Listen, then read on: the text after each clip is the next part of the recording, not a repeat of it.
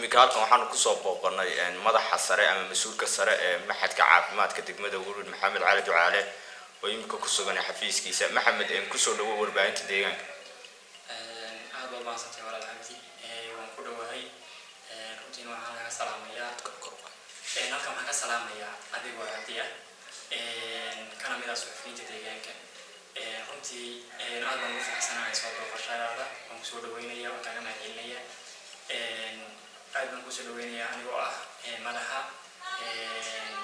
maxadka tababarka caafimaadka Waraysi Institute of Health Center oo loo soo kariyo way kuna yaala degmada maxadkaas runtii muddo 8 bilood hadda shaqaynayay waxay soo saarkiisuna uu yahay hal sano ardayda laguna tababarayo maadooyin kala duwan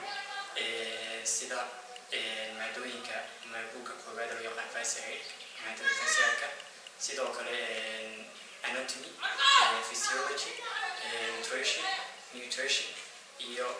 pharmacology health terminology iyo buugga loo yaqaan social work iyo practicalki oo dheer runtiina aad baan kaga mahadcelinayaa waana mahadsantahay. waxaad iiga warbixisaa deegaanku ma lahayn maxad caafimaad oo soo saara arday dhinaca caafimaadka oo deegaanka ah waa kii ugu horeeyay baan filayaa marka waxaad iiga warbixisaa bal xagga isbedelka muddadii maxadkani ka howlgelaya deegaanka iyo shacabka haddii ay tahay jooga dalka gudihiisa iyo wada shaqaynta dhinaca maxadka. aad baa mahadsantahay runtii haddaan kaaga warbixiyo maxadka marxaladihiisa iyo xaaladiisa runtii aad bay u wacan tahay maxadkuna cid kuma tiirsana isaga isku tiirsan furitaankiisii iyo ololihiisii iyo fikradiisiina dee shaksi ahaan Maxamed Cali Ducaale bari waxa ay u koobnayd shaqaynta iyo waditaanka hadda maxadku sii soconayana runtii shaksi ahaan baan hadda ku wadaa cid iga support karaysa ama iga taageerta ma jirto dhanka dhaqaalaha financialka iyo dhanka kale materialka iyo dhinaca kale marka ka hadlaya general development group runtii maxadkan cid taageerta hadleerto ama gudaheeda ma jirto laakiin runtii waxaan aad u rajaynayaa insha Allah bilcaymo maxadkan kulley inuu wax soo saarkiisu hadda aad u wacan yahay arday xirfadaysan hadda oo shaqaynayso deegaanka waa adeegaysa hadda joogta oo arday maxadku soo saaray waxaan rajaynayaa insha Allah bilcaymo ardaydaasna inay sii dhagaysan doonaan 4 bilood oo dhiman tahay sanadku waliba tahay wax soo saarkooda iyo xirfadooda caafimaad waxay ku xiran tahay hadba sida u shaqeeyaan isaga u shaqeeyaan deegaankana runtii wuu dareemi karaa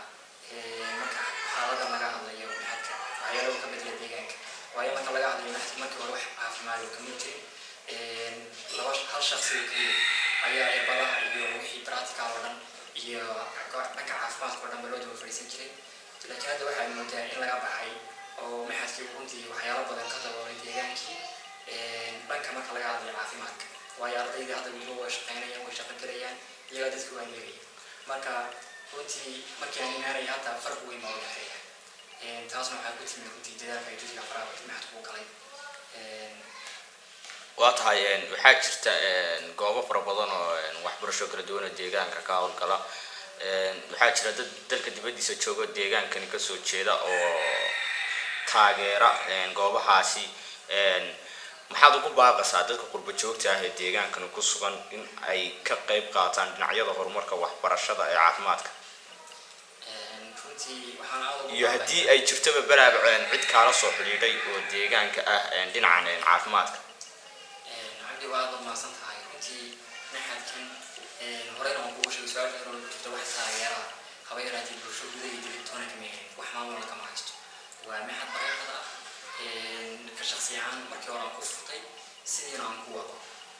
hadafkeedu koowaad oo ahaa inaan deegaanka wax ka bedelo waan aad ugu baaqayaa inay gaar ka geystaan maxadku waxyaalaha hooda ugu baahan yahay waxaa kamid ah sidii maxadkaasi qalab fara badan iyo xarun isagu iska leeyahay in gacan laga geyso iyo dhiirigelinta ardayda oo iyadana meesha ka maqan marka ardayga waxaa weeye meesha isbitaal ma jiro deegaanka uu leeyahay mid private ma jiro mid public ma jiro marka caqabada ugu weyn haysta waxaa dhanka practicalka ardayda in meel ugu sii haysan jireen marka waxay u baahan tahay maxadkii maadaama uusan jirin in qalab fara badan practical loo helo qalabkaaga yaala maxadka runtii waa qalab xoogaa ay ugu filan runtiina dadaal fara badan iyo juhdi fara badan maray qayb yar oo isbitaalada aan ka soo qaatay ka baxsan deegaanka qaybna aan soo wada gatay oo lacagtii